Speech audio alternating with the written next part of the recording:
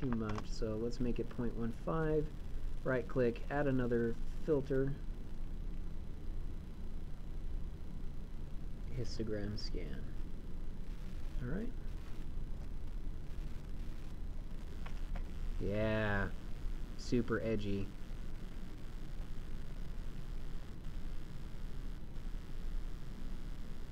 Alright. Perfect for people who main Reaper.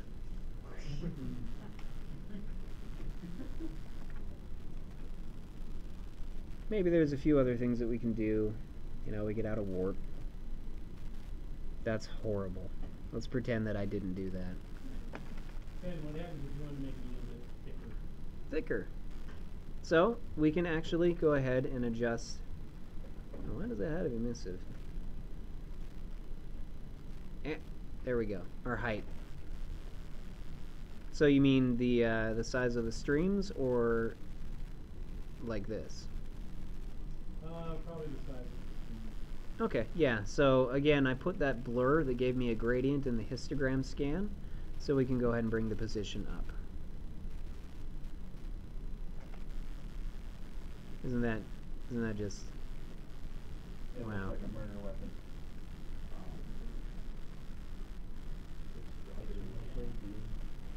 Yeah. Yeah. So one thing to keep in mind, notice how we've kind of got a little bit of the transition from rock to blood. It looks like it's raising up the rock physically before we're actually getting the height from the blood in there. What you could do is actually have two separate layers, one that controls the color and another one that controls the height, and they can have particular filters on them, and then you can put the whole thing into a folder and effect a mask that way. But let's see if we can tighten the contrast. Oh dear.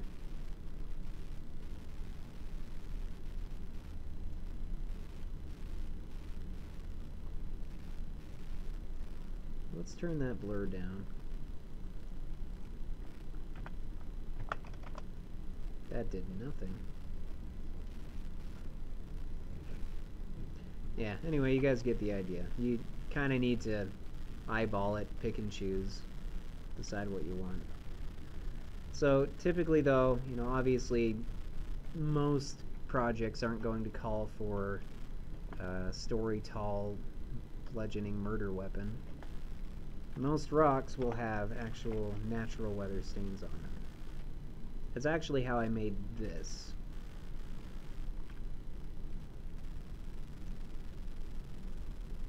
I started off with a fill, baked occlusion, a couple of levels, and I actually didn't use a particle brush on that. But that's okay. So let's go ahead and add a fill, change it to multiply. No, not change it to multiply. Change it to darken. Oh, come on. There we go.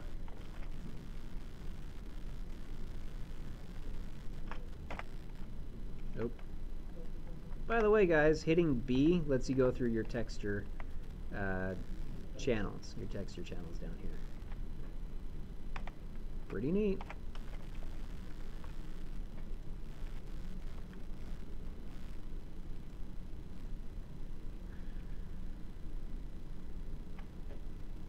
Yeah, no, you can't just paint on that unless you add a paint layer. As long as you keep this black and white, because it is on your mask, you're only able to use black and white. So yeah, we can just go ahead and add on top of it here.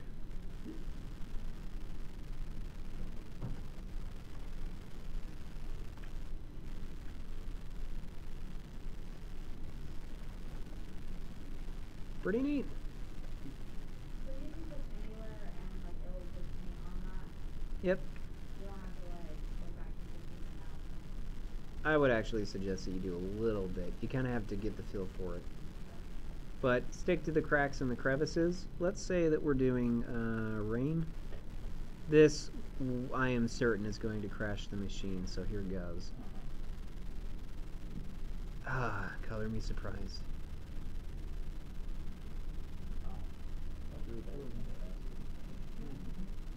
Yep. Give it a little bit of time.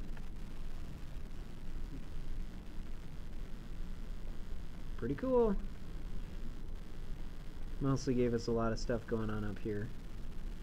These are not very opaque particles, are they? What's the deal with that? That's the deal with that. Oh dear. I have made a very grave mistake. So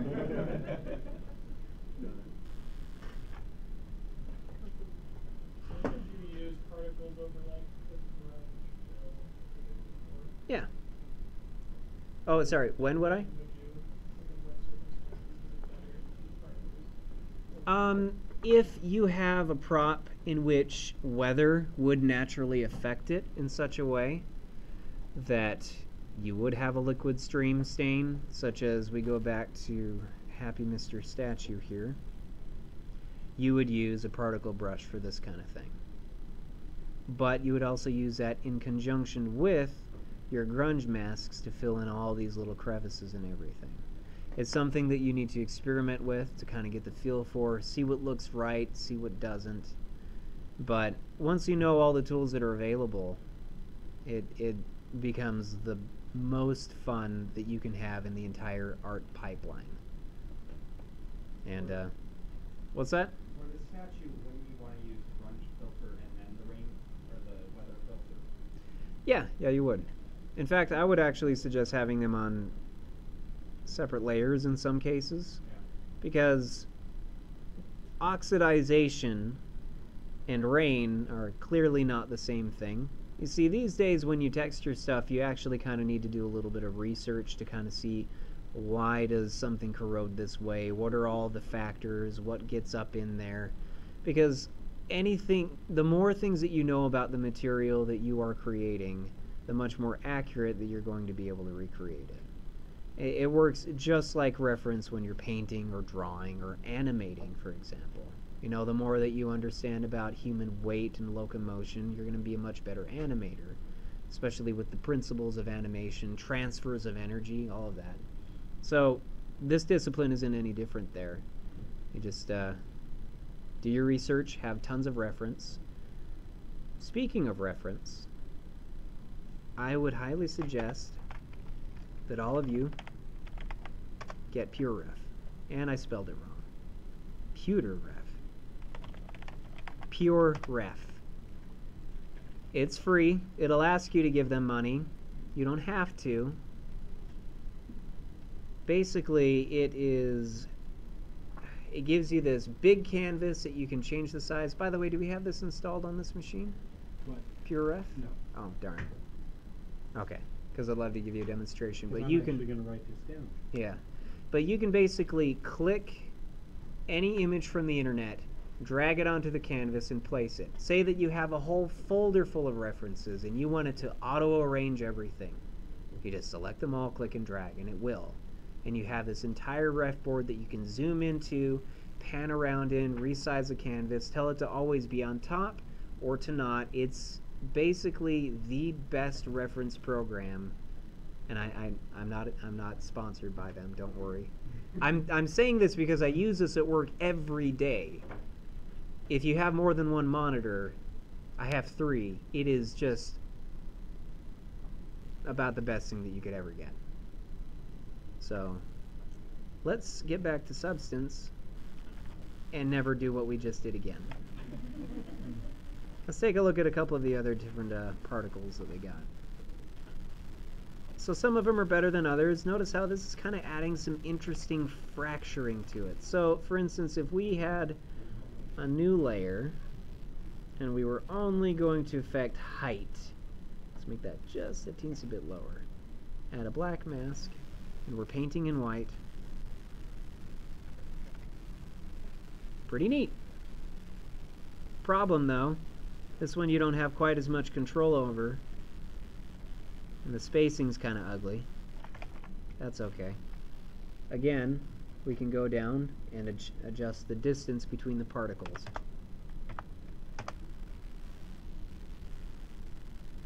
And I did something wrong. 0.005.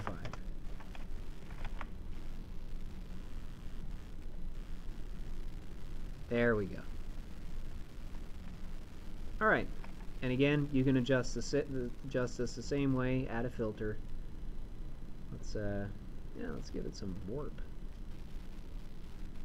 Neat. And then let's go ahead and do a histogram scan. This one actually gives me plenty of range. Look at that, you guys. That's pretty swell. Alright, so we're running out of time. I've got plenty of time for questions, about 10 minutes worth, but again, I really encourage you guys to go to that post that I've made here on the Substance Painter Quick Start Tutorials by Michael Pavlovich. Go through the whole thing at home. It might drag on, it might be a little bit boring for you, but if you want to learn this software, he is one of the best resources that there is. And he's probably even got some new stuff too. Yeah, look at that. He's got Substance Designer tutorials too. Intro to ZBrush. All this stuff. And that's free? Yeah, this is all free. Alrighty. So again, get PureRef. Watch these tutorials. Follow me on ArtStation. And yeah, alright. We have time for questions. You. And then you. You talked briefly about kind of a pipeline of bringing something into Substance Painter and then what you do once you're finished with exporting. textures and exporting your textures. Like, I've messed around with it, tried to bring my textures back into Maya or something, and I couldn't figure out how to do it. Okay. Them to look right. That's a really good question. So, Control-Shift-E, E will bring up your export configuration. So if you take a look at configuration, they have all these different presets, depending on what your platform is. They have plenty of them for Unity. I've got one apparently, they have one apparently set up here for Unity Standard Metallic. So if you take a look at how they set up their channels here, this is an RGB and alpha texture. This one is also RGB and alpha. This one's just RGB, and this one is just RGB. So let's go ahead and take a look. Base color is plugged into this one. So why don't I just go ahead and make a new one? Alright, let's say that we're going to have an RGB plus A, because we're going to make this our color, plus if we had opacity, that would go on the alpha. So we click and drag our base color and drag it onto that, and now if we use this preset and we export, our base color will be exported the way that it should. So a couple of things in terms of naming conventions. You hit this $sign and you can tell it to be mesh project texture set as prefixes. So depending on the name of your model or the name of your project or the name of the texture set itself, for example, if you have multiple textures, it will automatically name those things so that you don't have to go in and rename them by hand, like back in the ye olden days of Photoshop. By the way, guys, after you start getting really comfortable with Substance Painter and Designer, and you go back to Photoshop, I can only really imagine that you would be doing that, like full texture creation in Photoshop. You'd only be doing that because you either think that new technology is black magic and Thomas Edison was a witch, or you are a masochist and pain just brings you so much enjoyment. So new technology, new tools. However, it is important that you have suffered, because now you know how good you have it. Generations after us will never know what it's like texturing a PBR texture in Photoshop.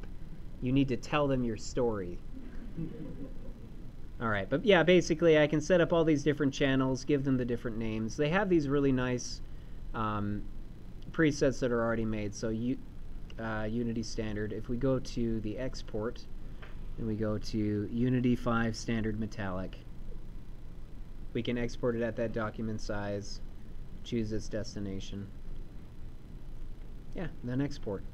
Then once you have it in Unity, as long as you've set up the channels to go where they need to go, and you can go into Unity and see its masks channel, which channel needs to be which map, then it should all just be plug and play from there. Is there any adjustments within there that you... Yeah, there might be. Let's take a look. No, you don't have any control over sRGB or linear. That is an engine side thing at that point. So, yeah, if you're working in Unreal, because they don't spoon feed you a lot of this stuff, you need to make sure that your masks, such as metalness and roughness, is linear, not sRGB. You still did you forget your question by now? I'm sorry. No, it's alright. What program would you recommend is best for UV mapping? I worked as UV Map in Maya. 2016 extension 2 actually has a lot of really great tools. It even has packing. Yeah, it's pretty great. But if you want an alternative still, there's a couple of free solutions out there, like Roadkill. Is that still around?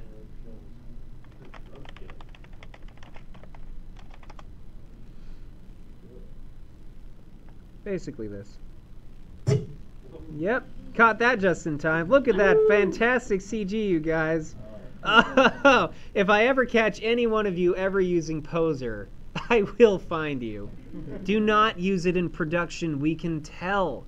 Everybody can tell. Why are they sending you ads, though? It's slugged in, Marty. Yeah, basically Roadkill's pretty neat. You can choose your seams, it unfolds it, shows you the sort of compression and everything that it's got. Next question.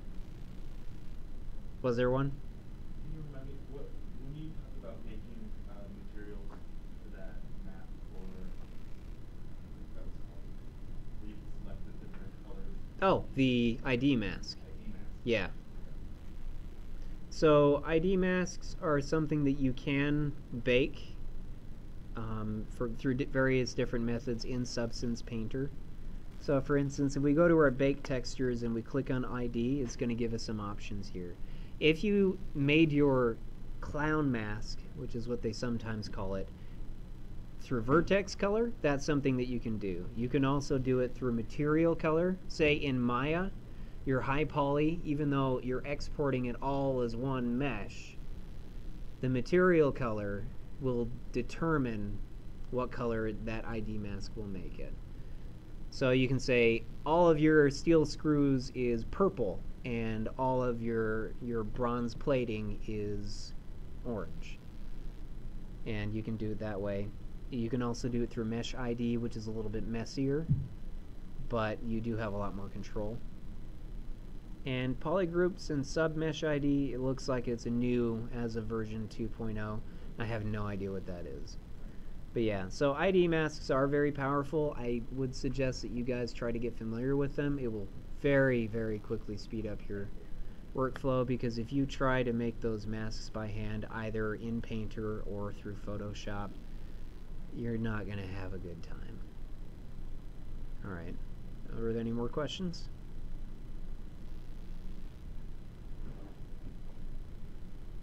Alright, I think we're good.